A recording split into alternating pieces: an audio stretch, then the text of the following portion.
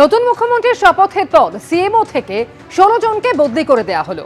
মুখ্যমন্ত্রীর দপ্তর থেকে বদলি করে দেওয়া হলো এই 16 জন অফিসারকে, যাদের মধ্যে রয়েছেন সিনিয়র সেক্রেটারি, ডেপুটি সেক্রেটারিও। মুখ্যমন্ত্রী পদে শুভেন্দু অধিকারীর শপথ গ্রহণের পরই এই 16 জনকে বদলি করে দেওয়া হলো।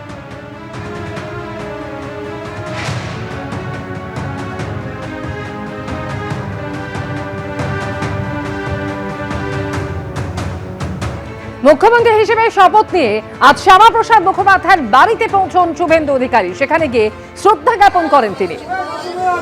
বললেন 20 জুনকেই রাজ্যের প্রতিষ্ঠা দিবস হিসেবে মানা উচিত।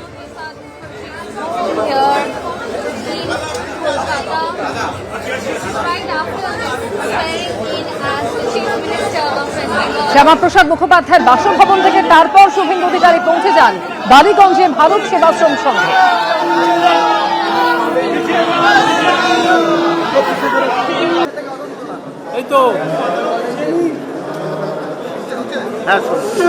ভারত সেবাশ্রম সংঘ থেকে আজকে কালীঘাট মন্দিরে পৌঁছে যান শুভেন্দু অধিকারী। সেখানে পৌঁছে পুজো দেন তিনি।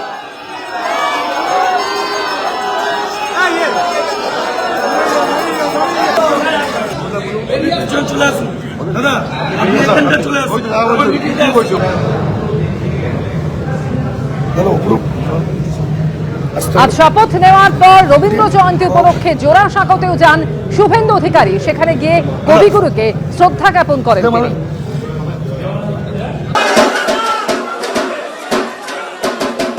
আজ নিজের কেন্দ্র ভবানীপুরেও যান শুভেন্দু অধিকারী। আজ সন্ধ্যে সেখানে পৌঁছে যান তিনি। চেতলার ছবি দেখতে পাচ্ছেন, যেখানে নতুন মুখ্যমন্ত্রীকে দেখে উপচে পড়া ভিড়।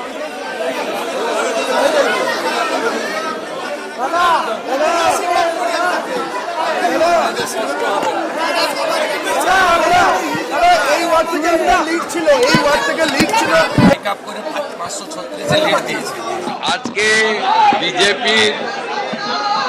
বিজেপির উত্থান এবং আলটিমেটলি এই বিপুল জনাদেশ নিয়ে বিজেপির ক্ষমতায় আসার পিছনে যে বিচারধারা এবং রাজনৈতিক ভিত্তিভূমি তৈরি হয়েছিল, সেটা বিশিষ্ট স্বাধীনতা সংগ্রামী ভারত কেশরী ডক্টর শ্যামাপ্রসাদ মুখার্জির জন্য। সবচেয়ে বড় কথা, রাজনৈতিক দিকটা বাদ গেলেও আজকে যে আমরা একটি স্বাধীন গণতান্ত্রিক দেশে দাঁড়িয়ে আছি বা নিজেরা নিজেদের কর্ম বা সব কিছু করছি, শ্বাস প্রশ্বাস নিতে পারছি, সবটাই কিন্তু ভারত ভক্তির জন্য।